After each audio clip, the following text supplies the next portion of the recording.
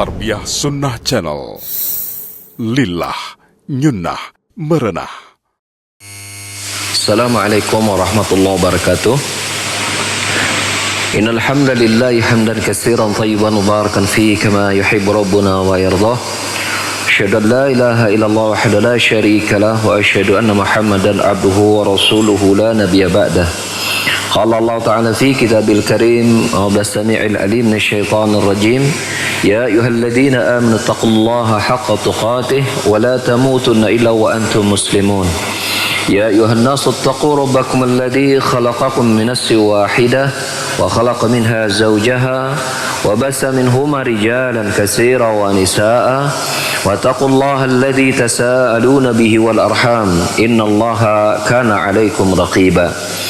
Ya ayyuhalladzina amanu taqullaha wa qulu qawlan sadida yuslih lakum a'malakum wa yaghfir lakum dhunubakum wa may yuti'illaha wa rasulahu faqad faza fawzan 'azima amma ba'd. Fa inna khairal kalami kalamullah wa khairal huda huda Muhammad sallallahu alaihi wasallam wa syarrul umuri muhdatsatuha wa kullu muhdatsatin bid'ah wa kullu bid'atin dhalalah wa kullu dhalalatin finnar. Bapak-bapak dan ibu-ibu, para jamaah yang hadir di Masjid Umar bin Khattab di Desa Selacau, Bandung Barat, yang semoga Allah rahmati kita semua. Demikian pula bagi para pendengar maupun pemirsa yang bergabung di Tarbiyah Sunnah Media. Pada sore hari ini kita akan melanjutkan kembali pembahasan kita mengurai kandungan-kandungan berikut tafsir yang terdapat dalam surah Al-Baqarah, di mana kita sudah menginjak kepada ayat yang ke-118-nya. Allah Ta'ala berfirman, a'udzusyaitonir rajim, wa qala alladhina la ya'lamuna laula yukallimuna Allahu aw ta'tina ayah kadzalika qala alladhina min qablihim misla qawlihim tashabahat qulubuhum qad bayyana al-ayati liqaumin yuqinun. Artinya, dan orang-orang yang tidak memiliki ilmu itu berkata, mengapa Allah tidak berbicara kepada kami secara langsung, atau mengapa tidak datang kepada kami sebuah tanda atau ayat. Demikianlah perkataan orang-orang yang sebelum mereka, sama seperti mereka. Hati mereka serupa.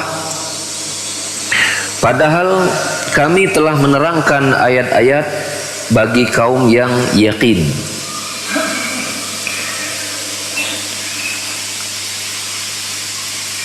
Wa qala alladziina la ya'lamun, firman Allah Subhanahu wa taala, yaitu berkata orang-orang yang tidak memiliki ilmu, mengapa Allah tidak berbicara kepada kami? Maksudnya apa? Untuk membenarkan para rasul yang Allah utus. Atau mengapa Allah tidak mendatangkan kepada kami tanda ala sidqihim, ayat atau tanda yang menunjukkan kejujuran para rasul tersebut. Jadi orang-orang yang tidak berilmu ini berkata, mengapa Allah tidak berbicara langsung kepada kami tentang kebenaran para rasul, atau mengapa Allah tidak menunjukkan tanda? Kalau memang tidak secara langsung, mengapa tidak menunjukkan tanda kepada kami akan benarnya para rasul tersebut? Wa hadza minhum ala sabil ta'annud wal inad. Inilah bagaimana mereka menyombongkan diri dan membangkang Allah Subhanahu wa taala. Ketika mereka mengatakan, mengapa Allah tidak berbicara kepada kami secara langsung, ini menunjukkan kesombongan mereka. Merasa Allah harus langsung menyampaikannya kepada mereka. Artinya apa? Tidak percaya sama Rasul. Pengennya Allah langsung yang menyampaikannya kepada mereka. Atau kalau Allah tidak berbicara kepada mereka secara langsung, mereka menuntut setidak-tidaknya ada tanda yang Allah tunjukkan akan benarnya Rasul tersebut. Ini menunjukkan apa? Pembanggakan mereka kepada Allah Subhanahu wa taala.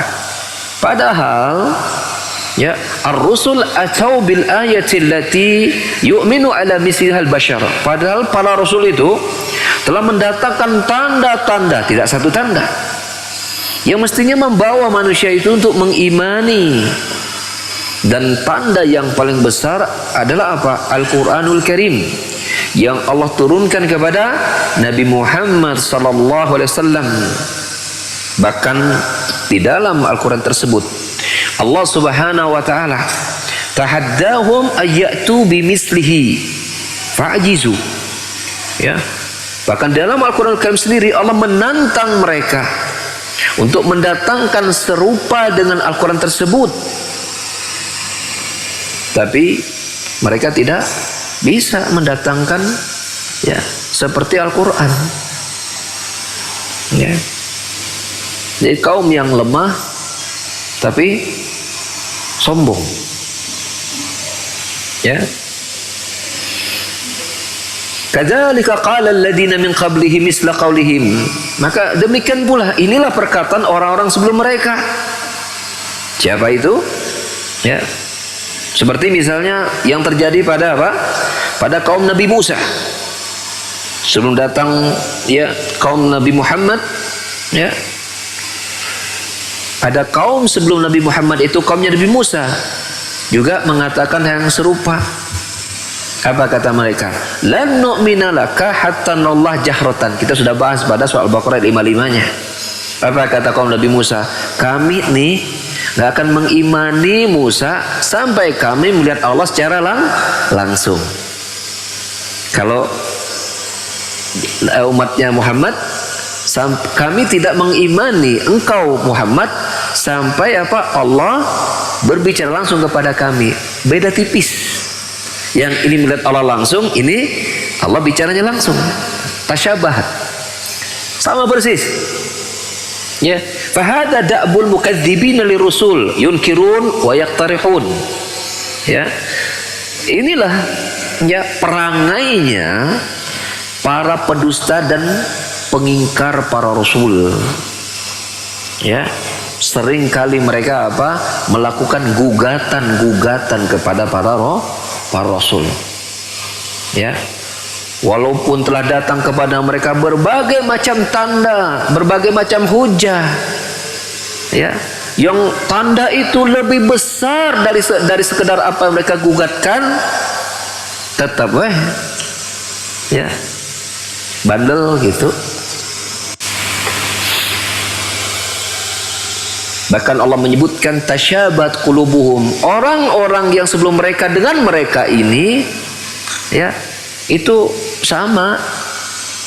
Ya, hati mereka teh sama. Tatkala mereka apa? Menolak kebenaran. Ya, menentang kebenaran. Mulai dari Rasul pertama yang Allah utus sampai kepada Nabi yang terakhir, yaitu Nabi kita Muhammad sallallahu alaihi wasallam, bahkan sampai hari kiamat. Faqulubul al-kufr wal inad mutasyabihatun. Yaitu apa? Kondisi hati orang-orang kufur, orang-orang yang menentang itu mesti serupa. Innama yakhtaliful al-uslub. Yang membedakannya apa? Uslubnya saja. Ya, modusnya saja dalam menentangnya. Ya. Tapi intinya apa? Apa? Melakukan gugatan gitu intinya mah. Yang satu menggugat dengan cara ini, yang lain menggugat dengan cara yang lain. Seperti itu. Ya, intinya gugatan, dan pada intinya ya inilah sikap orang-orang yang tidak mau menerima kebenaran seperti itu. Menyerang dengan gugatan, mana buktinya mana? Padahal bukti udah banyak. Kalau memang sudah nggak mau nerima, maka tetap terpercaya. Segitu bukti udah banyak gitu, terus dicari celah untuk menyerang balik begitu. Ini keadaan mereka terhadap para nabi dan rasul.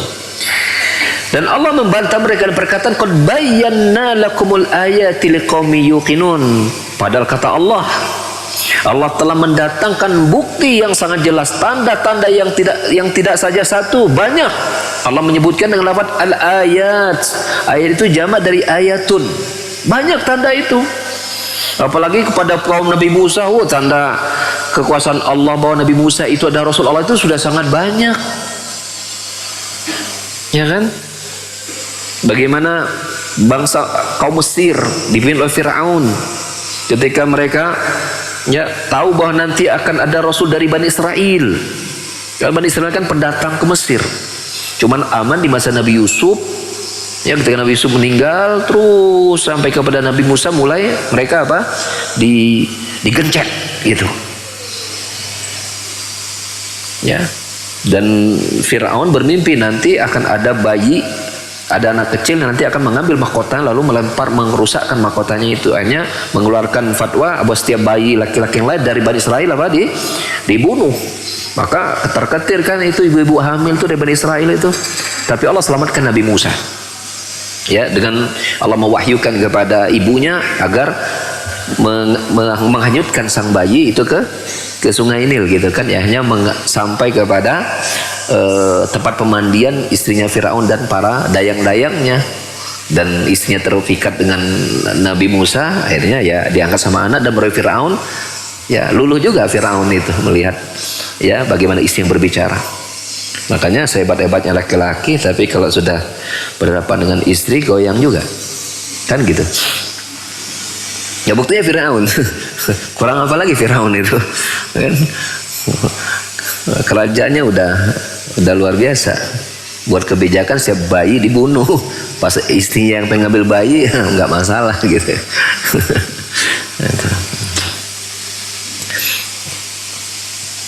Jadi intinya tetap namanya laki-laki tidak boleh memandang remeh wanita.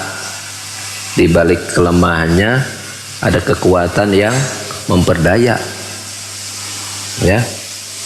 Saya teringat ada ceramah seorang ustadz itu ketika membandingkan tipu daya syaitan dengan tipu daya wanita.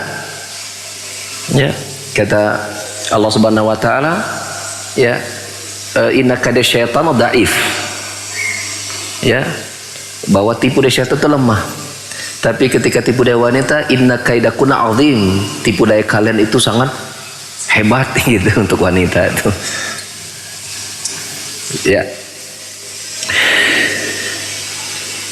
Nah, ketika Nabi Musa besar gitu kan, banyak tanda-tanda itu yang Allah datangkan pada Nabi Musa, mulai dari sungai darah gitu, jadi semua air yang mengalir di Mesir itu jadi darah. Bahkan ketika mereka minum, ada air yang kemudian bening untuk diminum, begitu udah diangkat langsung menjadi darah, merata di Mesir, kecuali airnya Bani Israel. Sampai akhirnya Firaun memerintahkan agar meminta kepada Nabi Musa agar berdoa kepada Allah jika mencabut seperti itu banyak, mengirimkan belalang berbondong ribuan mungkin jutaan belalang ke Mesir. Bani Israel tidak gitu, banyak sebegitu banyaknya ayat. Tetap saja mereka mengatakan bahwa kami tidak akan beriman kepadamu Musa sampai kami melihat Allah secara langsung. Nah, untuk umat Muhammad SAW tandanya apa? Al-Quranul Karim. Itu tanda kuasa Allah Subhanahu wa taala. Yang kita tahu di masa Nabi kita SAW diagungkannya adalah kepandaian dalam mengatur kata-kata, syair gitu kan, ahli pidato gitu kan, pokoknya membentuk opini gitu, seperti itu. Turunlah Al-Quran dan dia adalah wahyu yang terakhir, mujizat yang terakhir. Maka berarti apa? Penyakit-penyakit orang-orang yang menentang sampai hari kiamat mesti nggak akan jauh beda dengan umat di masa Rasulullah masih hidup. Pasti akan akan bermain di kata-kata, membentuk opini, membangun opini gitu. Maka Al-Quran akan datang untuk membantai itu sampai hari kiamat. Ngakuan ini tanda yang sangat besar. Banyak orang-orang menyerang Islam, ya. Padahal kita sudah menyatakan gampang untuk menunjukkan tanda yang besar tentang Islam itu adalah benar. Apa? Tunjukkan kepada kami semua agama-agama yang ada yang kitabnya itu tidak berselisih. Yang kitabnya ya itu terus dengan akal dan fitrah. Jawabannya tidak ada kecuali Al-Quran. Yang bila ada satu huruf saja hilang mesti ketahuan. Datangkan semua agama-agama yang ada dan mari kita kejar kitab suci mereka. Mulai dari Taurat, Injil dan kitab-kitab yang lain. Jawabannya mesti ada penyimpangan baik di sisi lafaz ataupun di sisi apa? Kandungannya, tapi tidak terjadi pada Al-Qur'anul Karim. Itu saja sudah menunjukkan bukti yang besar ini bahwa ini dari Allah agama ini. Ini mukjizat. Sampai sejak Nabi Muhammad wafat sampai hari ini tidak akan ada yang bisa membuat seperti Al-Qur'anul Karim. Allah sudah menantang itu di masa Nabi Muhammad SAW hidup dan Allah akan tetap menantang mereka sampai hari kiamat. Datangkan Al-Quran kalau anda yakin bahwa ya anda benar. Tidak akan bisa sampai hari ini, sampai hari kiamat. Tantangan itu tidak berhenti. Enggak kemudian tantangan Allah kepada orang-orang yang mengingkari Islam, mengingkari kerisahan Muhammad SAW itu berhenti dengan wafat Nabi Muhammad. Tidak, sampai kiamat Allah tetap menantang mereka. Ya. Kenapa? Karena ya, orang-orang yang menentang dakwah akan selalu ada selama dakwah itu ada.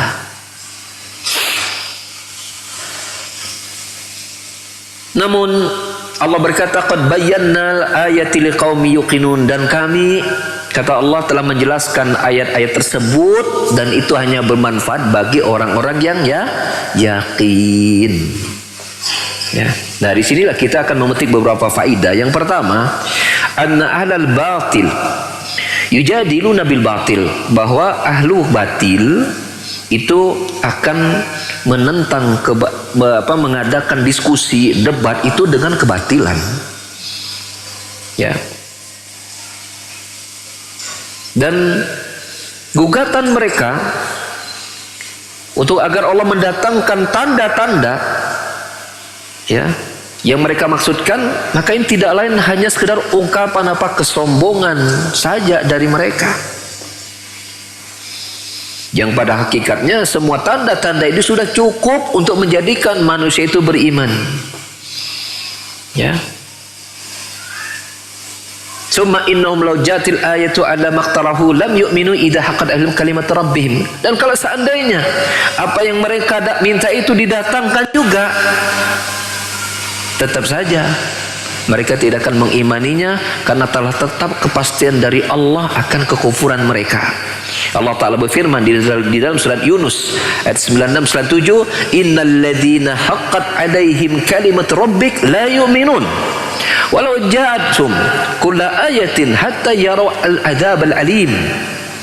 Sesungguhnya orang-orang yang telah dipastikan mendapatkan ketetapan Rabbmu tidak akan beriman walaupun telah datang kepada mereka setiap ayat hingga mereka melihat langsung azab yang sangat pedih. Artinya sampai di depan mereka sudah disiapkan azab untuk mereka, lalu baru pada saat itu mereka percaya. Tapi apakah percaya saat itu bermanfaat? Jawabannya tidak. Tidak ada lagi namanya ulangan kembali perbaiki kesalahannya ketika hidup di dunia, sudah selesai. Faedah kedua dari ayat tadi, wasfu man lam yanqad lil haqqi bil jahli. Ya, ayat tersebut juga menjelaskan kepada kita sifat orang-orang yang menolak kebenaran yang didasari dari kebodohannya. Ya. Karena Allah mengatakan waqala alladziina la ya'lamun, berkata orang-orang yang tidak memiliki ilmu, gitu kan. Itu ya mereka menolak kebenaran itu. Ya. Sehingga disimpulkan wa kullu insanin yukawirul haqqa wa yunabiduhu fa innahu ajahlun nasi. Maka setiap manusia yang dia menolak kebenaran, ya, menolak kebenaran, membuang kebenaran, maka dia adalah sejahil-jahilnya manusia. Jahil bukan berarti, kalau kita kan jahil kan suka ngerjain, jahil nih orang suka ngerjain orang gitu, bukan. Jahil dalam bahasa Arab artinya bodoh. Makanya zaman jahiliyah disebut zaman kebodohan. Di kita kan waktu kecil-kecil diartikan jahiliyah zaman kebodohan itu apa? Ilmu tidak berkembang, otaknya picik. Bukan begitu maksudnya. Ini kan suka salah kaprah juga sebagian orang yang menjelaskan tentang jahiliyah. Jahiliyah itu bukan otaknya rendah, IQ-nya jongkok. Tetapi jahil itu artinya kebodohan. Tak tersingkap di hadapan mereka hakikat sebuah kebenaran begitu. Kalau IQ mereka tinggi-tinggi, di saat Eropa, Romawi, Persia, ya, belum menguasai berbagai macam ilmu tentang astronomi, kelautan, kaum muslimin sudah menguasainya. Dan kalau mengatakan jahil itu adalah zaman ketika IQ itu jongkok, ini kan tuduhan. Seolah-olah Allah menurunkan agama yang terakhir ini, kitab yang sangat besar ini kepada apa? Kaum yang IQ-nya rendah. Maka kita menolak itu. Kalau diartikan jahiliyah adalah zaman, ya, zaman kebodohan, artinya bodoh dalam pengertian apa? IQ yang rendah, tidak. Ya, tidak seperti itu. Ya. Nah, setiap orang yang menentang, menolak, membuang kebenaran, maka mereka adalah sejahil-jahilnya manusia, ajahlun nas, ya, atau sebodoh-bodohnya manusia. Karena Allah menyebutkan bahwa qala alladziina la ya', berkata orang-orang yang tidak berilmu, artinya tidak berilmu, lawan tidak berilmu artinya apa? Bodoh, ya, seperti itu. Faedah lanjutan, annal musyrikin yuqirruna bi anna Allah yatakallamu bi harfin wa sautin masmu'in. Bahwa orang-orang musyrikin mereka menetapkan kok bahwa Allah itu berbicara dengan huruf dan suara yang bisa didengar. Karena orang musyrikin berkata, ya, mengapa Allah tidak berbicara kepada kami? Tidak mungkin ketika mereka mengatakan kenapa Allah tidak berbicara kepada kami, lalu kemudian mereka menggambarkan bahwa Allah itu berkata dengan suara yang tidak bisa difahami. Enggak mungkin. Makanya orang musyrikin itu, ya, faham tentang bahwa Allah itu berkata-kata. Sehingga keadaan mereka di aspek ini itu lebih baik daripada orang yang mengklaim bahwasanya Allah, ucapan Allah itu adalah makna tertentu yang Allah ciptakan sendiri, bukan bagian dari diri Allah. Ya, Allah buat sebuah makna tertentu lalu kemudian difahami oleh malaikat Jibril lalu disampaikan kepada Muhammad. Ya.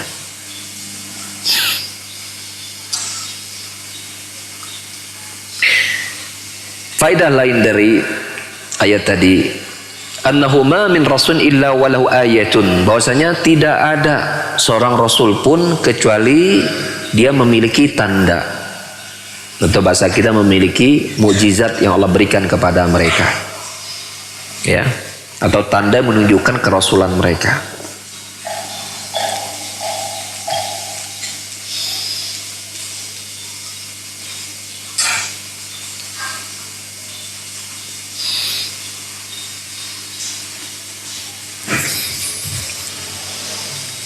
Adapun selain Rasul,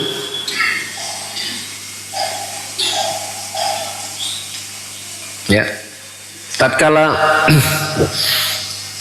mereka tidak mendatangkan sebuah tanda, maka orang yang tidak membenarkannya ya tidak akan dicela. Seperti misalnya ada seseorang yang berkata saya ini Rasul Allah, maka imani saya. Kalau enggak, kalian akan saya bunuh. Wanita dan anak harta kalian, ya, itu halal, gitu. Maka jangan kita taati tentunya, ya. Kenapa? Karena pengingkaran kita kepada orang yang mengaku-aku bahwa dia adalah nabi atau rasul, itu pengingkaran, sikap mengingkari tidak akan dicela. Tapi tatkala mengingkari para rasul yang jelas-jelas mendatangkan tanda-tanda kerasulannya, ya jelas, ya ini termasuk perbuatan yang tercela. Ya. Karena ma min rasul illa wa atahu Allah taala minal ayati ma yu'minu ala misliha al-bashar. Karena tidak ada seorang rasul, ya, kecuali Allah Subhanahu wa taala datangkan kepada dirinya tanda-tanda yang manusia itu dapat mengimani kebenaran yang dibawa oleh rasul tersebut. Ya. Karena Allah taala la yursilur rusul wa yatrukum biduni ta'yidin. Karena Allah taala tidak akan mengutus para rasul tanpa, ya, mengiringkan kepada mereka perkara-perkara yang dapat mengokohkan mereka, yang kita kenal dengan nama apa? Mukjizat. Mesti ada, ya, mesti ada. Ayat tadi juga menceritakan, memberikan faedah kepada kita bahwa ucapan para ahlu batil itu mesti serupa. Ya, Allah juga mengatakan bahwa perkataan orang musyrikin yang menentang Allah ini itu sama dengan perkataan orang-orang yang tidak beriman di masa sebelum Nabi Muhammad SAW yang kita sebutkan. Contohnya ada kaumnya Nabi Musa. Ya. Bahkan di zaman Nabi Muhammad SAW kan Nabi kan dituduh apa? Tukang sihir. Benar enggak? Orang gila. Ya. Coba ketika waktu Nabi Nuh buat apa? Buat kapal besar itu, buatnya di daratan gitu. Itu orang-orang yang melihat perbuatan Nabi Nuh itu menganggap Nabi Nuh apa? Normal apa? Gelo. Kan tidak normal, gelo gitu. Ah, naon itu Nabi Nuh buat kapal gitu ini. Gitu kan enggak bari lewat bari kieu tah. Udah gila nih Nabi Nuh. Benar enggak? Bukankah itu juga dituduhkan untuk Nabi kita Muhammad SAW? Mereka menuduh Nabi kita dengan perkataan bahwa Nabi Muhammad juga gila. Allah Subhanahu wa taala menjelaskan di dalam surat Az-Zariyat ayat 52 53. Kadzalika ma atal ladzina min qabli min rasulin illa qala as-sahir aw majnun atau sabih bal hum qaumun taun. Demikianlah, tidak seorang rasul pun yang datang sebelum mereka kecuali mereka berkata apa? Oh, ini rasulnya tukang sihir nih, ahli sihir, atau nih rasulnya orang gila ini. Atau sobi, apakah mereka ini saling berpesan atas apa yang mereka katakan itu? Jadi kok sama gitu loh ucapannya itu. Rasul sebelumnya mereka katakan gila atau sihir, kok rasul yang datang berikutnya dikatakan sama. Rasul yang berikutnya kok dikatakan sama. Ya.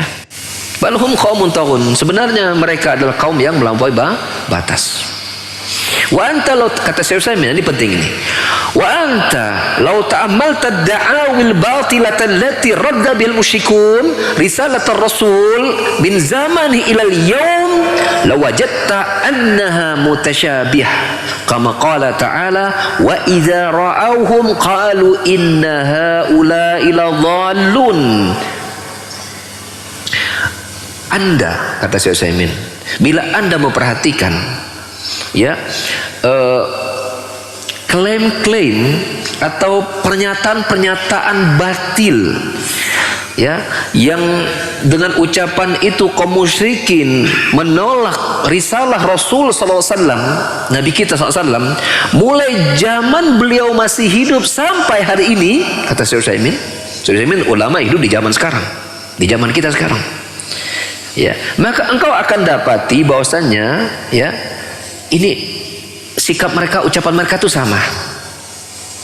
Ya, Allah Ta'ala berfirman di dalam surah Al-Mutaffifin ayat 32, wa idza ra'ahum, dan tatkala mereka melihat Nabi dan para rasul itu, jawaban mereka berkata, ini para rasul ini apa? Ladallun, orang-orang yang sesat.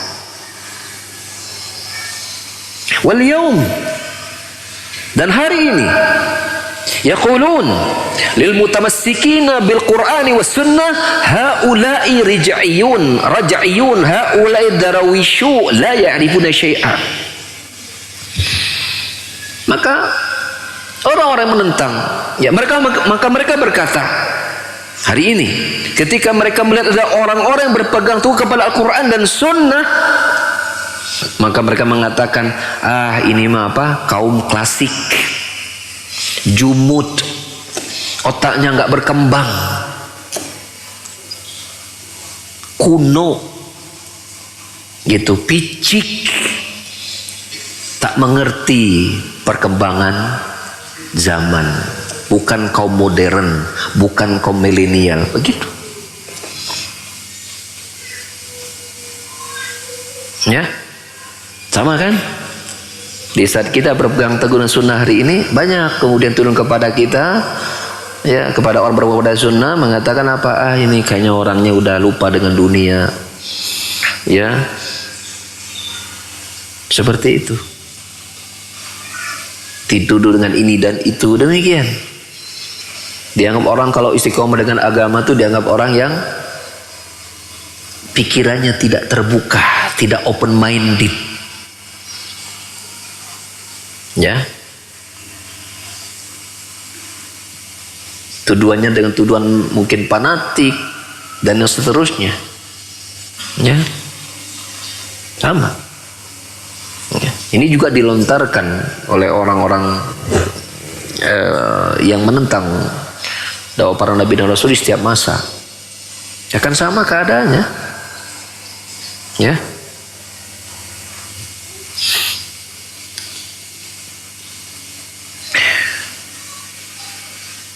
Faedah berikutnya, annal aqwal tabi'atun lima fil qulub.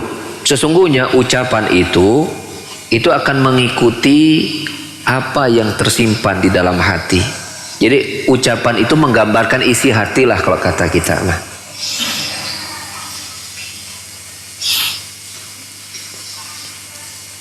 Karena Allah berkata, kadzalika qala alladziina min qablihim misla qawlihim tasyabat qulubuhum. Demikianlah perkataan orang-orang sebelum mereka, kaum musyrikin sebelum Nabi Muhammad SAW. Ya, ucapan mereka itu sama. Ya, tasyabat qulubuhum, dan ya jiwa mereka, kondisi hati mereka itu sama. Ya. Maka faltasyabuh al-qulub, ya, tasyabat al-aqwal. Maka ketika hatinya sama, ucapannya juga sama. Ya, karena Nabi SAW bersabda, ala wa inna fil jasadi mudghah idza salahat salal jasadu kullu wa idza fasadat fasadal jasadu kullu, rawahul Bukhari Muslim. Ya, ingatlah bahwa di dalam tubuh kita ini ada segumpal daging. Bila segumpal dagingnya baik, maka akan baiklah tubuhnya. Bila segumpal daging ini rusak, maka rusaklah tubuhnya. Dan segumpal daging itu adalah hati. Dalam terjemahan konteks Indonesia kita, walaupun kolbu, organ tubuh kita, kolbu itu artinya jantung. Ya, namanya jantung. Makanya biasanya orang yang banyak pikiran, kenanya mungkin sakit jantung. Orang yang mungkin bebannya berat, kena ke jantung. Gitu. Bisa seperti itu. Ya. Berpengaruh kepada peredaran darah dan segala macam. Ya. Dan itu sudah dibuktikan banyak dalam ilmu kedokteran, ya, seperti itu. Tetapi demikianlah bahwasanya apa yang terlihat di zahir itu merupakan gambaran hati. Kan kata orang, kita don't judge something from the cover. Nah, ada istilah begitu tuh. Don't judge something from the cover, atau don't judge someone from the cover. Jangan menilai orang dari apa yang terlihatnya. Ini kita mengatakan ini tidak, ya memang tidak juga salah-salah amat, tapi juga tidak benar-benar amat gitu. Benar nggak, Mat? Nanya ke si Amamat, ya. Iya. Kalau kita pakai kaidah agama kita, ada perbuatan memang itu gambaran hatinya. Orang kalau tidak takut sama Allah Subhanahu wa taala, maka dia akan berbuat apapun yang dia inginkan. Kata Nabi sallallahu alaihi wasallam, ya, inna mimma adrakan nasu min kalamin nuwatil ula illam tastahi fasna ma syi'ta.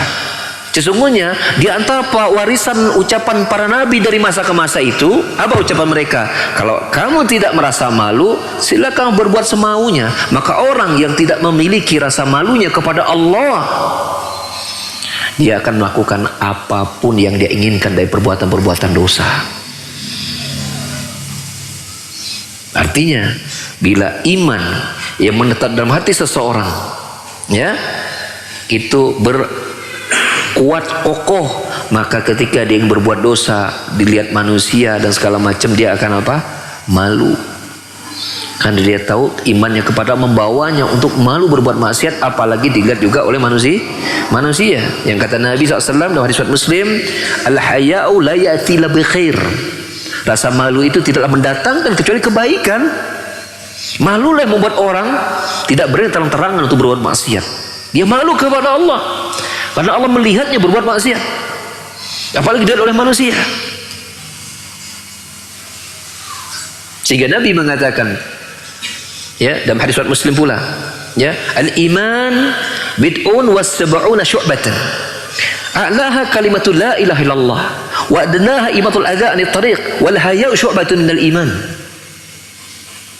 Iman itu terdiri dari 73 cabang lebih.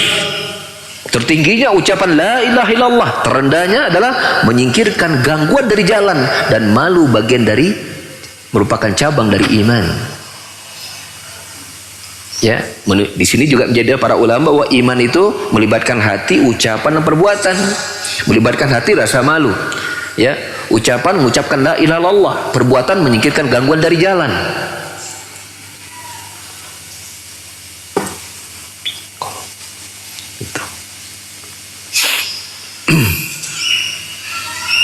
Sehingga dari sini dikaitkan dengan penentangan orang-orang datang Daud dan Rasul dengan ucapan mereka, itu juga merupakan gambaran hati mereka. Walaupun ada yang menyembunyikan hatinya, tidak sama dengan ucapan yang kita kenal dengan siapa? Kaum munafik. Hatinya mendurhakai Rasul, ucapannya selalu beriman kepada Rasul, kan gitu. Ada yang seperti, dan semuanya dijelaskan dalam Al-Qur'anul Karim. Sehingga kita mengatakan bahwasanya don't judge something from the cover, itu memang perlu dirinci. Ada beberapa yang memang kita tidak boleh, ya, menghukum seorang dari apa yang terlihat. Tapi ada beberapa yang memang bisa dihukum dengan apa yang terlihat dan diucapkan.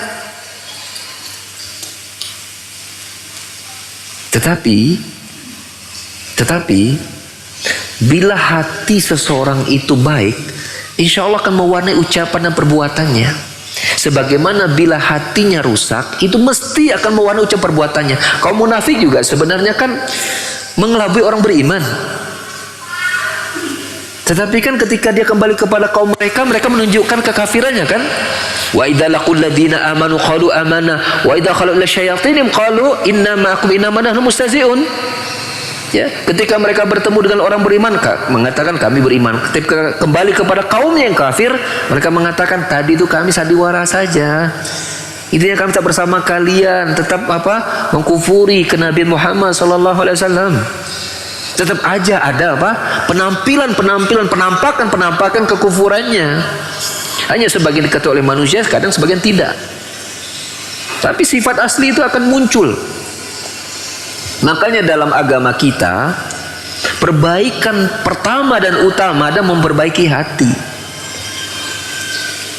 Karena kata Nabi, bila hatinya baik, maka amalan badannya itu, lisan perbuatannya akan tergambar. Akan tergambar itu.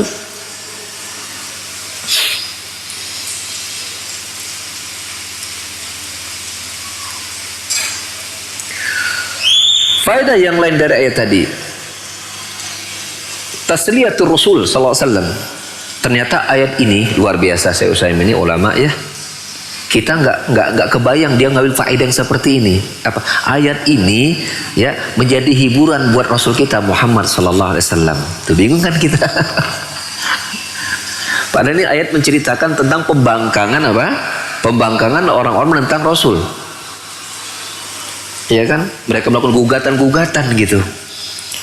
Tapi kok bisa ya ada faidah ini hiburan untuk Rasul kita Muhammad SAW. Kan bingung tuh kita tuh. Kalau kita nggak akan bisa mencari yang seperti ini, tapi ulama mampu menyingkap sesuatu yang tidak bisa disingkap oleh orang-orang biasa. Dari sisi mana? Bahwa ayat ini menjadi hiburan buat Rasul SAW. Ya, kata beliau, li'annal insanal musab idza ra'a anna ghairahu usiba fa inna yatasalla bidzalik. Nah, begini, karena manusia ya kan, ketika dia ditimpa musibah, Rasul mendapatkan musibah enggak dengan dia digugat? Ya kan? Nah, namanya manusia, ketika dia ditimpa musibah, lalu dia mendapati ada orang lain yang juga mendapatkan musibah yang sama dengan dirinya, dia terhibur enggak? Dia terhibur karena dia merasa bahwa tidak dia saja yang mendapatkan musibah yang seperti itu. Demikianlah ketika Rasul digugat, Allah juga mengabarkan Rasul-Rasul sebelummu Muhammad juga digugat. Jadi bukan kamu saja yang digugat gitu. Itu jadi hiburan buat Rasul sallallahu alaihi wasallam. Sehingga inilah nasib yang akan dialami oleh ya para Rasul. Maka demikianlah para pengikut Rasul, orang-orang yang menghidupkan sunnah Rasul mesti akan menjalani dan mengalami apa yang diikuti oleh, apa yang dihadapi atau dialami oleh para Nabi dan Rasul. Sekarang kita zamannya kan banyak tuduhan ini dan itu gitu, ya sabar. Doa sama Allah. Ya, berbagai macam opini dibentuk melalui ini dan itu segala macam, melalui media ini dan itu segala macam, ya sabar. Ya, tetap kita kembali kepada agama kita, buka kembali Al-Quran kita, dekatkan diri kita kepada Allah Subhanahu Wa Taala, karena ini ujian. Ya, setiap orang beriman itu mesti diuji. Ya, apa hasiban nas ayusraku ayaqulu amanu wa hum la yuftanun? Apakah manusia menyangka ketika mereka mengucapkan kami beriman lalu kemudian mereka tidak diuji? Walaqad fatanna alladziina min qablikum atau min qablihim. Sungguh telah kami menguji orang-orang sebelum mereka. Ya.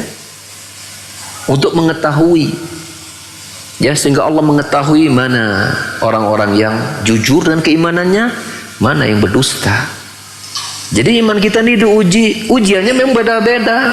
Kadang kita diuji dengan harta, ya, diuji dengan tahta, diuji dengan yang lainnya, ya, diuji kita dengan ya macam-macam. Ya, berapa banyak orang-orang yang kemudian tadinya aktif belajar, ngaji, diuji dengan ekonomi, plus hilang.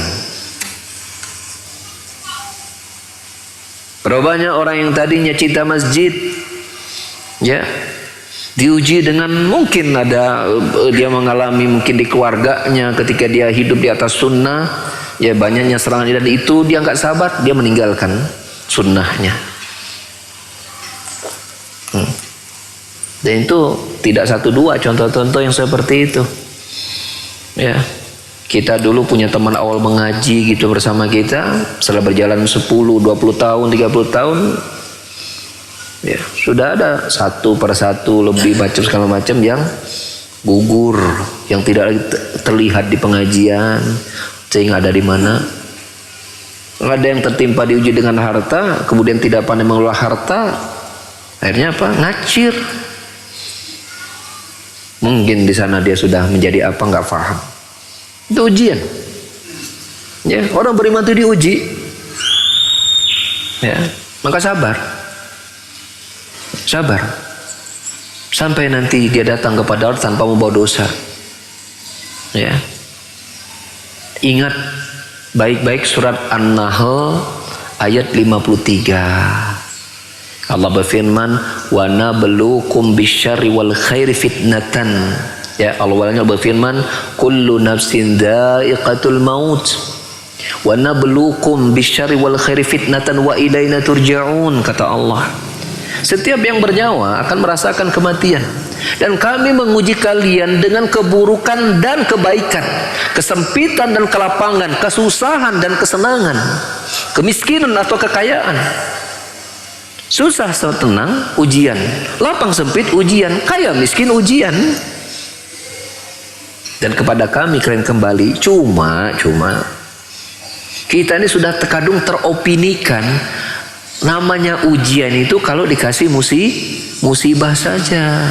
Buktinya nggak ada orang ketika dia dapat harta banyak, innalillah. Kenapa bro? Ana dapat musibah ini. Kenapa? Duit ana banyak, tabungan ana meningkat, harta ana bertambah. Musibah ini. Orang sering mengucapkan apa? Alhamdulillah, sekarang saya nggak susah lagi hidupnya, nggak perlu ngutang sana sini. Benar atau tidak ucapan seperti itu? Ya, benar. Kalau dia lulus ujian, pandai bersyukur. Karena ujian kesenangan itu diuji kualitas bersyukurnya. Ujian musibah diuji kesabarannya. Dia mengeluh nggak? Dia cemen nggak?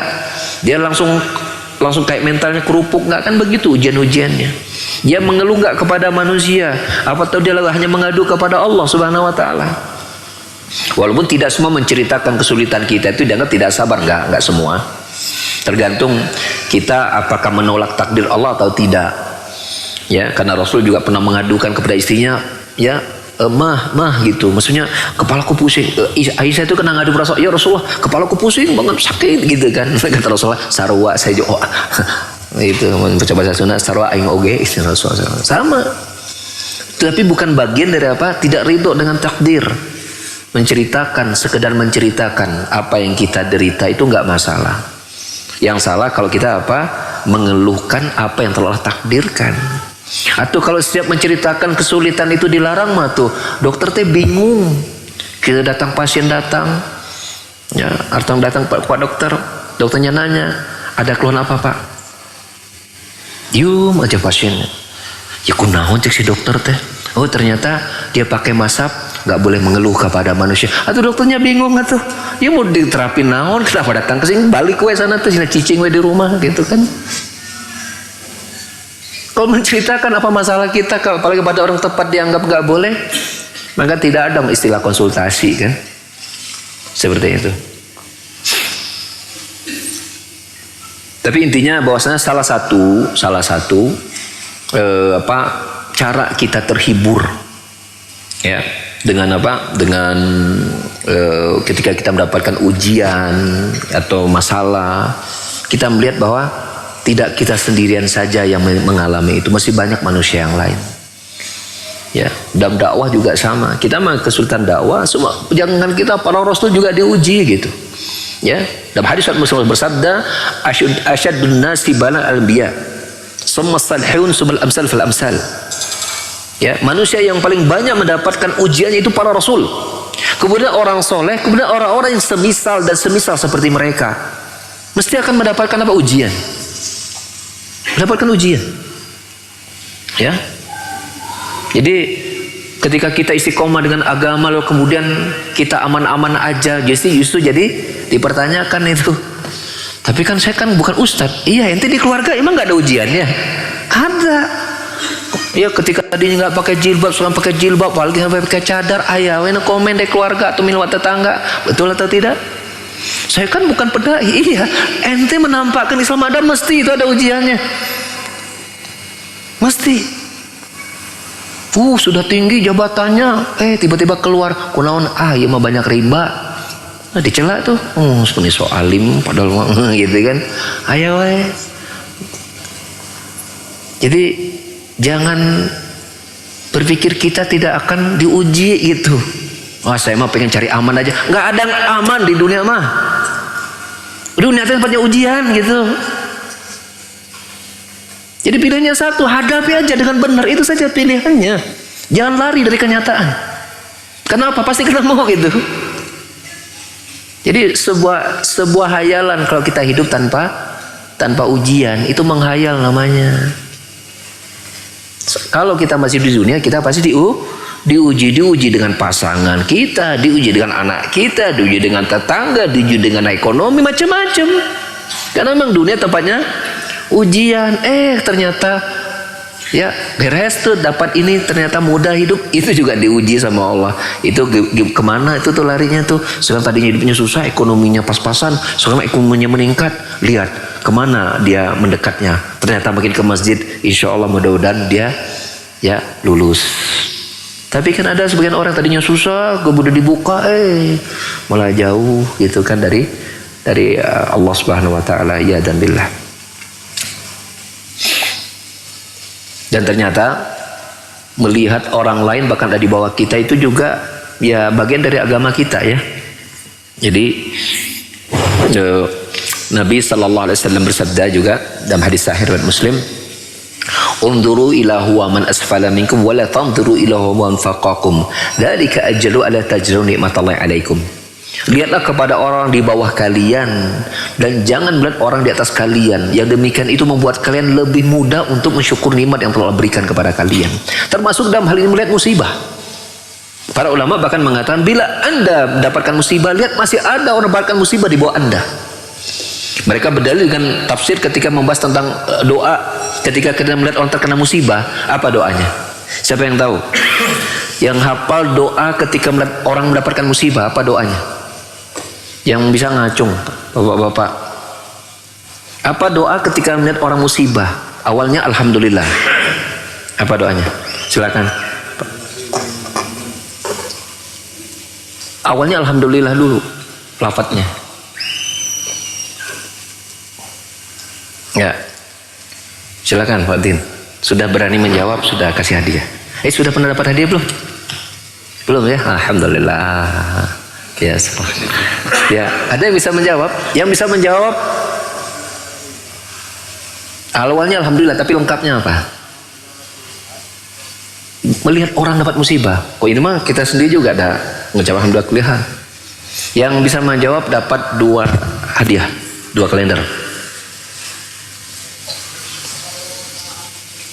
Apa ada ibu-ibu jawab? Oh, gimana Bu? Pakai mic Bu, ada mic Bu. Dengan syarat belum dapat hadiah. Silakan baca Ibu. Bismillahirrahmanirrahim.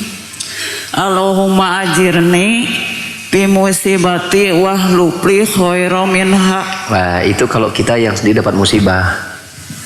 Ini doa ketika kita melihat orang yang dapat musibah. Itu doa kalau kita sendiri dapat musibah, Bu. Awal mulanya doa dengan alhamdulillah kata saya. Ada yang bisa? Fadhal. Sudah tadi jawab bukan. Alhamdulillah kuliah kita juga sendiri. Ini khusus doa ketika kita melihat orang dapat musibah.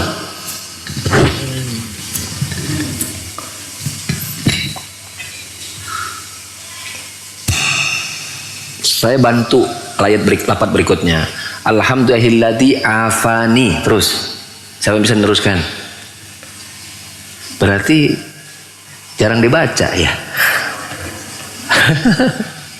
Aduh ketahuan. Padahal lihat orang musibah pasti sering kan? Ya enggak?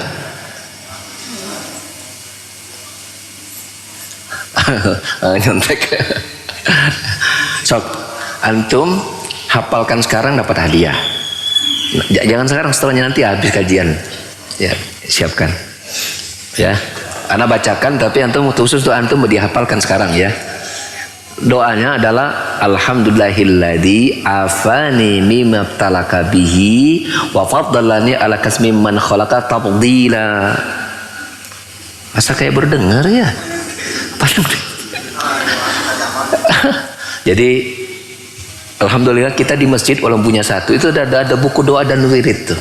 Anda kalau datang lebih sedikit satu itu ke masjid itu baru nunggu tuh ngapalin satu doa. Nanti minggu depan tambah lagi satu. Kan lama setahun jadi bisa hafal. Yang 4 kali 12 48 doa. Ditambah dong kosakata doanya. Masa doa dulu Rabbana atina fid hasanah mulu bukan berarti salah. Tapi Rasul ngajarkan doa itu kan banyak. Masa yang dihafal Rabbana atina fid hasanah Allah muqallibal qulub apalagi doa. Coba antum evaluasi. Antum sudah hafal bunyi doa berapa biji hafal doanya? Rabbana atina udah 1. Apalagi Allahumma nas'aluka minafian 2. Apalagi sih? Rabbi filu walidayhum kama rasaghira 3. Masa bertahun-tahun doanya 3, paling banyak 5. Itu tuh doa tuh kok baca doa buku Said Yazid itu ratusan doanya. Kenapa nggak kita tambah doa tuh? Lihat orang musibah kan sering itu. Di jalan tiba-tiba ayamnya dijatuh gitu kan dekat kita. Alhamdulillah. Baca doa itu praktek terus. Itu kan ketika di supermarket, ketika mau bayar, orang nggak lupa bawa dompet, orang bawa gitu kan. Alhamdulillah itu bawa dompet. Sering dah pasti. Hafalkan itu doa, ya. Hafalkan dan pahami artinya gitu. Ya, pahami artinya. Ya, kita ini harus serius dengan doa. Harus. Kita harus khusyuk dan asik dengan doa. Ya. Saya suka menukilkan perkataan Umar bin Khattab radhiyallahu anhu yang dinukil oleh Ibnu Taimiyah rahimahullah dalam kitabnya Iqtida' Shiratal Mustaqim. Umar bin Khattab sering berkata atau pernah berkata, "Ana la hamilu hammal ijabah wa inna ma ahmilu hammad du'a fa idza ulhimtu ad-du'a ja'atil ijabatu ma'hu," kata Umar bin Khattab. Sesungguhnya aku tidak terlalu mementingkan pengabulan doa. Yang aku perhatikan adalah bagaimana aku bisa berdoa. Karena bila Allah berikan ilham kepadaku untuk berdoa, maka pengabulan pasti datang. Jadi kita harus serius ngurus doa nih. Perbanyak doa. Ya. Nah, salah satunya tadi ketika kita melihat orang musibah, kita Allah selamatkan, atau Allah mau kita puji bahwa Allah berikan kita tidak mendapatkan nasib yang sama. Termasuk kalau ternyata kita kena musibah, oh ya, tadi ibu yang menjawab nih dapat hadiah. Tadi yang sudah menjawab, ini ibu yang menjawab walaupun belum tepat tetap dapat hadiah ya. Ini strategi saya supaya hadiah cepat habis. Kadang kok soal ngasih pertanyaan bingung orang ngasih pertanyaan oke. Itu termasuk ketika kita mendapatkan musibah. Ada orang lain ternyata musibah lebih berat daripada kita. Ucapkan itu aja. Alhamdulillahilladzi afanis, segala puji bagi menjagaku dari musibah yang Allah berikan kepada dirimu, dan Allah memuliakanku di atas makhluk dengan kemuliaan yang sempurna.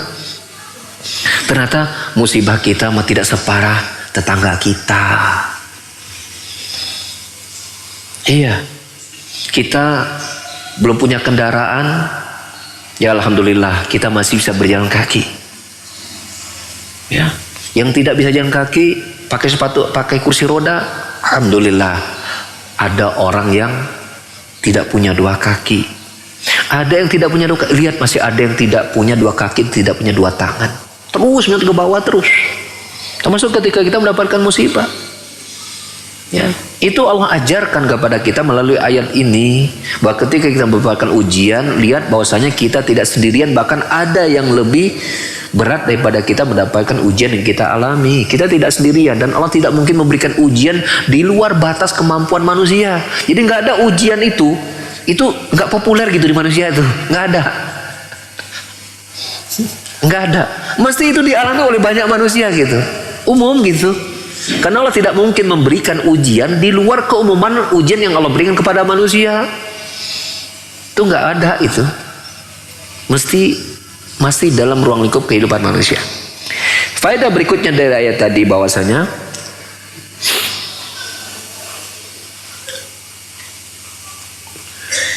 ibtalu da'wa qaulihim au ta'tina ayat fi qaulihi ta'ala qad bayyana al-ayat.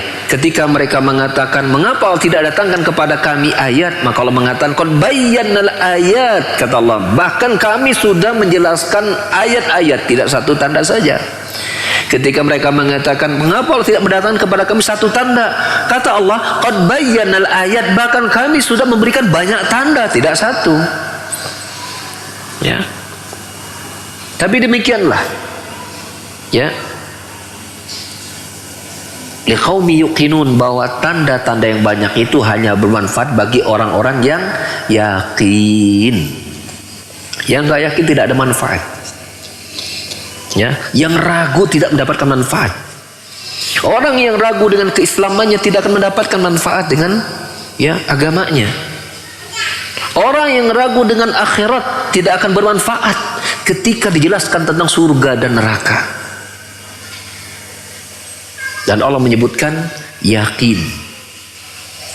Ya, menyebutkan ya yakin. Artinya ya, orang yang yakin ya, maka akan meningkat keilmuannya. annal muqin qad yatabayyana lahu minal ayat ma lam yatabayyana li ghairi, bahwa sesungguhnya orang yang yakin itu ya, itu kadang-kadang tanda-tanda kebesaran Allah itu dapat tertangkap oleh dirinya tapi tidak tertangkap oleh orang yang tidak yakin. Ya, Allah berfirman di surat Muhammad ayat 17, walladzina tadaw zadahum hudaw wa atahum taqwahum, dan orang-orang yang telah mendapatkan petunjuk Allah tambah lagi petunjuknya dan Allah datangkan ketakwaan untuk mereka. Ya. Dan ini sekaligus menunjukkan kepada kita ziyadatul ilmi bil yakin, bahwa bertambahnya ilmu kita itu dengan keyakinan. Kalau kita yakin, Allah tambahkan ilmu buat kita. Karena Allah mengatakan wa izdadal ladzina amanu imana, dan Allah tambahkan orang-orang beriman itu iman mereka yang sebelumnya. Jadi kalau semakin bertambah iman, tambah yakin, Allah tambah lagi ilmu. Ya. Fakullama kana al-insan aqwa yaqinan kana aktsaru ilman, maka setiap kali keyakinan seseorang itu semakin kuat, maka dia semakin semakin banyak ilmunya. Begitu juga wa kullama zdada ilmu zada yaqinahu. Demikian pula ketika ilmunya tentang Allah, tentang agama Allah, tentang syariat Allah bertambah, maka ini juga akan menambah keyakinan. Ya, fahuwa mutalaziman. Keduanya ini saling apa? Saling menentukan. Yakin bertambah, Allah tambahkan ilmu. Tambahin juga menambah keyakinan. Ya. Sehingga kita menukilkan surat Fatir ya, ayat ke-28, Allah berfirman innama yakhshallah min ibadi al-ulama, sesungguhnya orang yang takut kepada Allah itu adalah orang-orang yang berilmu. Maka orang bertambah ilmunya tentang agama Allah, dia yakin tentang adanya pembalasan, dengan itu dia terus menambah ilmunya ya, yakin bertambah, ilmu nambah keyakinan ya. Ya, ini akan saling menguatkan ya. Ya, demikian para jamaah sekalian kajian kita di sore hari ini. Ya, sebelum nanti kita buka sesi tanya jawab, mungkin dari studio kita coba, antum coba sudah mulai hafal belum? Fadol, silakan. Itu pegang mikrofon. Bismillahirrahmanirrahim. Alhamdulillahilladzi afani mimma talaka bi wa fazalani ala katsirin mimma khalaqa tafdila. Artinya alhamdulillah segala puji bagi Allah yang telah benar-benar telah memuliakanku dari musibahnya, dan jangan nah ya ada apa-apa, nanti ulangi di rumah ya. Ya, lafaz doanya sudah hafal, tinggal fahami arti. Karena kita ini kalau salah satu perkara yang kita perbaiki adalah kita mengetahui apa yang kita baca. Ima itu ayat, ima itu zikir, baca itu sambil paham makna. Itu akan berpengaruh kepada kekhusyuan, ya, kepada kekhusyuan. Baik, silakan barangkali dari jamaah di masjid ada yang bertanya, silakan foto. Gak berhubungan dengan materi, nah ya simpan dulu. Yang berhubungan materi dulu langsung, ada nggak? Nggak ada, sok boleh lah. Ini pengalaman saya sendiri. Jadi sampai bertanya bab sholat. Ini kalau misalkan kalau saya kan dari, kalau misalkan sholatnya masbuk. Misalkan ada dua orang. Bisa jangan sebut nama organisasi ya. Oh iya, boleh. Sebutkan aja contohnya. Iya. Yang masbuk berdua, maka yang satu menjadi imam, yang satu jadi makmum. Nah kan kalau di sini kan nggak ada ya.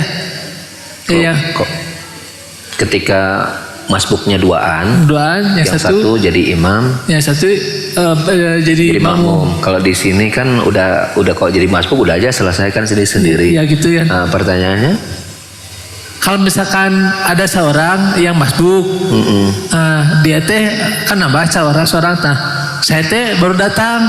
Apakah boleh saya berimam kepada dia gitu, yang tadi masbuk gitu. Iya. Kan dia kan asalnya tadinya Sendiri. makmum, ya Makmum, sendiri masbuk. makmum. Jadi sekarang jadi menjadi imam karena ada saya yang baru datang, Iya. boleh nggak? Iya, ini kasusnya sebenarnya ada dua nih. Pertama, makmumnya barengan. Kedua, makmumnya tidak berbarengan. Kan ada ketika datang teh berbarengan kan, ketika dua orang makmum datangnya barengan. Terus kemudian imamnya udah selesai duluan. Nah, apakah salah satunya atau salah 3 atau salah 10 gitu kan, karena makmumnya 10 gitu kan, kemudian satu itu tiba jadi imam, yang lain jadi makmum gitu kan. Nah, ini pernah ditanyakan kepada sebagian ulama ya, di antara Syekh Ali Hasan rahimahullah taala. Jadi kata beliau, tidak ada memang dalil yang sharih ya, yang secara tegas menyatakan ketika imam sudah selesai kemudian sesama makmum kemudian ada yang mengimamkan dirinya gitu. Ini belum didapatkan dalil secara tegas gitu kan. Sehingga itulah yang kemudian juga kita praktekkan di sini di Masjid Umar bin Khattab dan Selacau ini, untuk kemudian makmum menyelesaikannya sendiri-sendiri. Itu yang pertama. Yang kedua, tentang bagaimana makmumnya yang masbuk ini sendirian dan imam sudah selesai, lalu kemudian datang masbuk yang lain di saat jamaah pertama sholat itu udah bubar. Apakah boleh menjadikan masbuk yang ada ini sebagai imam? Syekh Albani membolehkan. Ya, ada sebuah riwayat yang kemudian beliau anggap hadis itu bisa diterima, bahwa ketika Rasul menyatakan, adakah di antara sekalian yang mau bersedekah kepada orang yang datang terlambat ini gitu kan, seperti itu. Nah, ini menjadi dalil bahwasanya bolehnya seorang masbuk makmum imam itu menjadi imam ya, seperti itu ya, dengan dengan syarat memang si masbuknya ini memang tidak dari awal masbuk, datangnya setelah imam bubar selesai. Lihat terlekis hadisnya kan seperti itu. Beda dengan kasus yang pertama, itu dia masuk di saat imam juga masih ada, cuman ketika selesai lalu kemudian membuat jamaah kan begitu. Nah, kalau ini kan imamnya udah selesai, sehingga Rasul menghukumi siapa yang bersedekah kepada orang ini gitu kan. Nah, Syekh Albani menguatkan hadis ini dan beliau menyatakan boleh ya.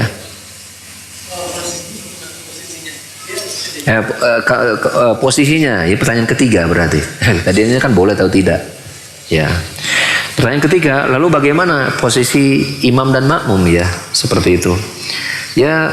Sebagaimana sholat biasa, kalau jumlah jamaahnya itu 2 orang maka sejajar ya, makmum sebelah kanan, imam sebelah kiri, berdasarkan hadis riwayat Muslim ketika Rasulullah SAW sholat malam ya, kemudian di rumah istrinya Maimunah, saat itu juga keponakannya itu Ibnu Abbas radhiyallahu anhu itu menginap di situ dan mendapati Rasulullah sholat malam, lalu kemudian sudah berdiri, lalu Ibnu Abbas berdiri di samping kiri Rasulullah SAW, lalu kemudian Rasul memindahkan beliau sebelah kanan, dan itu sejajar.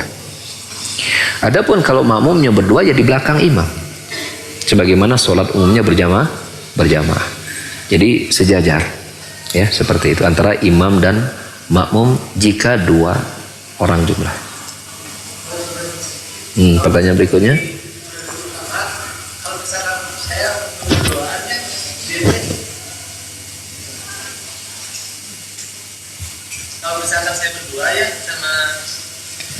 Sama ini berdua pengen berjamaah, dia tuh langsung ke depan gitu, jadi saya teh di belakang. Itu ada dalilnya nggak? Jadi pemahaman, jadi kalau misalkan berdua juga harus tetap aja imam harus di depan gitu, ada nggak dalilnya? Allahu a'lam. Nggak tahu. Tanyakan kepada yang melaksanakannya. Ya Allah. Dan kita memang sering dapati ya seperti itu ya. Cuman kalau dalil yang kita dapati sejajar posisi imam dengan makmum ketika berdua ya.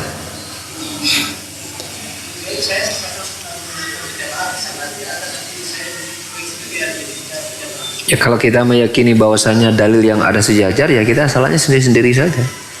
Kalaupun misalnya kita ingin jadi makmum pada masbuk di saat imam sudah selesai, ya sejajar, kita di samping kanannya. Sejajar di samping kanannya. Dia sebagai imam, dia sejajar samping kita. Lalu kalau kita yang jadi imam, dia tiba-tiba nepuk badan kita jadi makmum, ya udah jalan aja. Masa kita ngatakan Kecuali kalau kita bisa maju, kan tentu dia mau maju. Dia kan kebanyakan orang kan berpendapat bahwasanya kalau imam dan makmum, imam nggak boleh sejajar dengan makmum, kan umumnya kan begitu. Tapi kok dalil kan tidak.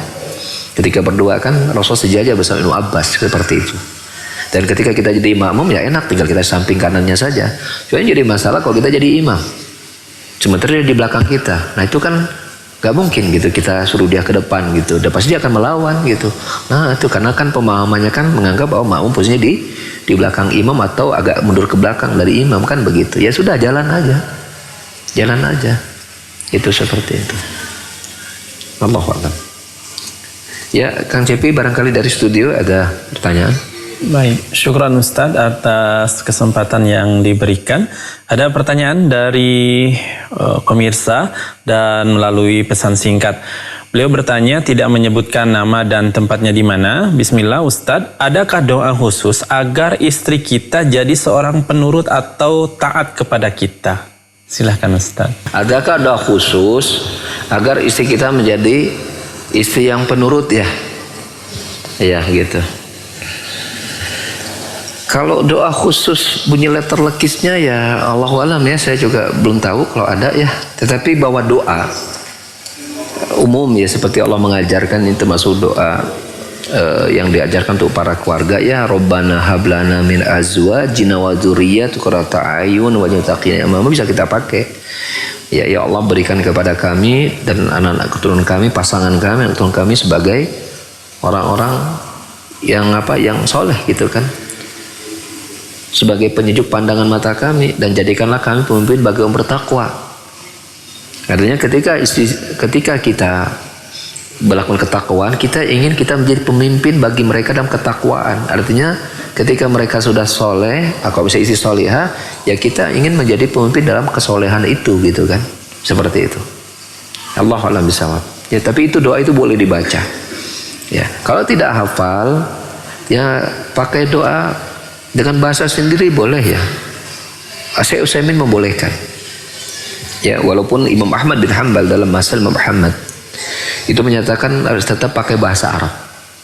Ya ini ikhtilaf ulama. Syekh Utsaimin yang saya pernah baca itu boleh menggunakan bahasa yang kita fahami sendiri, dan Allah Maha tahu tentang semua bahasa. Ya. Tapi tadi pilihan tadi doa tadi Rabbana ini bisa dibaca. Ya Rabbana hablana min azwajina wa dzurriyyatina qurrata a'yunin waj'alna lil muttaqina imama. Bahkan sebagian ustaz yang saya pernah ketahui itu bahkan Anda mau minta apapun sudah bisa terwakili dengan doa Rabbana atina fid dunya hasanah wa fil akhirati hasanah. Ya Allah, berikanlah kami kebaikan dunia. Salah satu kebaikan dunia mendapatkan istri yang penurut.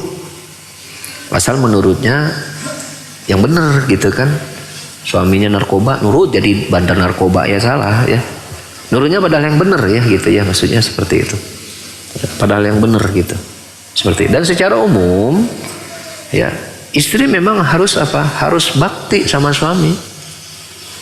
Ya. Nabi SAW menentukan nasib seorang istri itu surga dan nerakanya mereka itu tergantung setinggi apa baktinya kepada suami.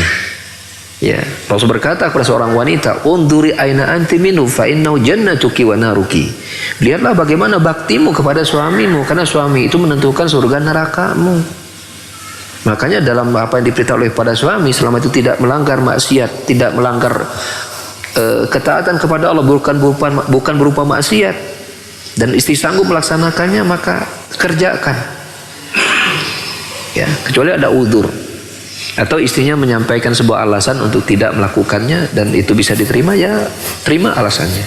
Tapi secara umum apapun yang diminta oleh suami itu dikerjakan. Ya, karena Nabi menyebutkan ciri-ciri wanita penghuni surga itu adalah apa? Ida amaroha atau atka. Jadi salah satunya adalah ketika kamu memerintahkan kepada idza amartaha, jika engkau memerintahkan, memberi instruksi kepada dirinya, dia nurut gitu. Itu ciri wanita penghuni surga itu. Turut sama suami. Gitu. Enggak banyak ngeles, enggak banyak debat gitu kan, enggak kemudian membangkang gitu ya. Selama dia mampu, dia akan kerjakan. Makanya Nabi SAW dalam hadis riwayat Muslim bersabda, idza shallatil mar'atu khamsaha wa shamat syahraha ya wa ahsanat farjaha wa ata zawjaha qila laha udkhul jannata min ayyi abwabi syi'a min ayyi abwabiha syi'ti. Jika seorang wanita sudah melakukan sholat 5 waktunya, melaksanakan saum Ramadannya, menjaga kemaluannya dan mentaati suaminya, maka sampaikan kepada wanita seperti itu, masuklah kamu ke dalam surga dari pintu manapun yang engkau inginkan. Wanita sholat 5 waktu dan menjaganya, insya Allah banyak, mungkin mudah. Wanita yang kemudian melaksanakan saum Ramadan juga banyak, mudah. Wanita yang menjaga kemaluannya, ya, baik ketika suaminya ada dan ketika suami tidak ada, banyak. Tapi bakti pada suami memang pekerjaan yang tidak mudah bagi seorang wanita. Ujiannya di situ. Makanya seorang istri itu harus berjuang mencari surga dengan berbakti kepada suaminya. Dan berbakti kepada suaminya. Ya, taati suami, turuti suami pada perkara-perkara yang memang tidak melanggar syariat Allah Ta'ala. Saya kira mungkin cukup satu saja pertanyaannya Kang Cepi ya. Kita cukupkan kajian kita di sore hari ini. Ini hadiah masih sisa, kita akan sisakan di waktu yang akan datang ya. Jazakumullah khairan, barakallahu fikum, subhanaka wa bihamdika asyhadu an la ilaha illa anta astaghfiruka wa atubu ilaik. Wa akhiru da'wana alhamdulillahi rabbil alamin. Wassalamualaikum warahmatullahi wabarakatuh.